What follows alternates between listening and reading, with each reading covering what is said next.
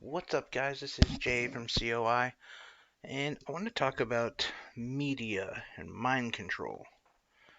And the best example I can give of this, with I think is pure, unadulterated proof, is the situation with the impeachment, and namely the Democrats and their voting.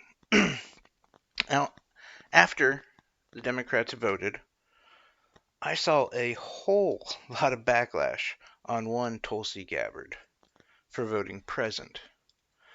And I thought that was kind of interesting um, because even things like Tulsi Coward was trending on Twitter. People were going after Tulsi Gabbard constantly. CNN, MSNBC, many liberals were posting all sorts of stuff about Tulsi. And I'm not even a Tulsi fan, really. I still found it very odd. And the main reason I found it so odd was because she didn't vote for or against it. She just voted present. Meanwhile, there were three Democrats who voted against it.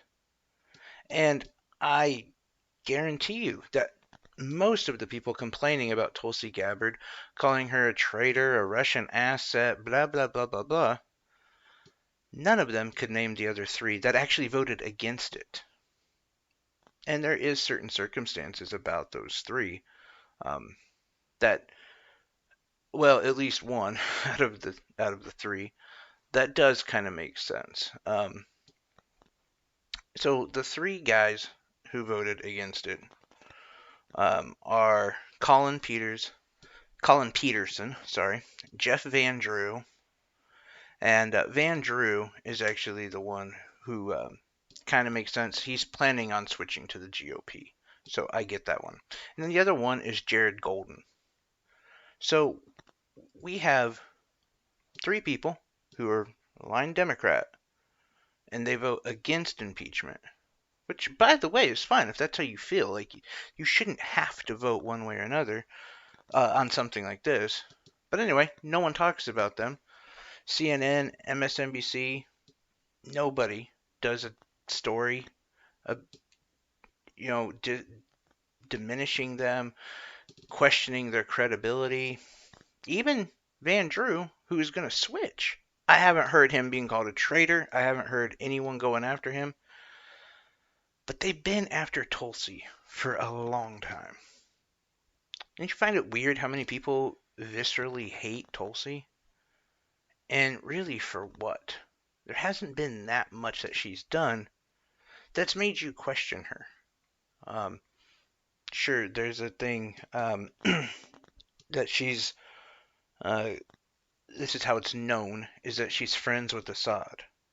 And I don't think that's true. I don't think they're friends. I don't think, like, they call each other and, watch movies together. But I do think they know each other. We'll say that. Um, probably more on a first on a first name basis. But then the other thing that I could say that you could hold against her is the her views on homosexuality, which are like a decade or so old. But fine, that I can see.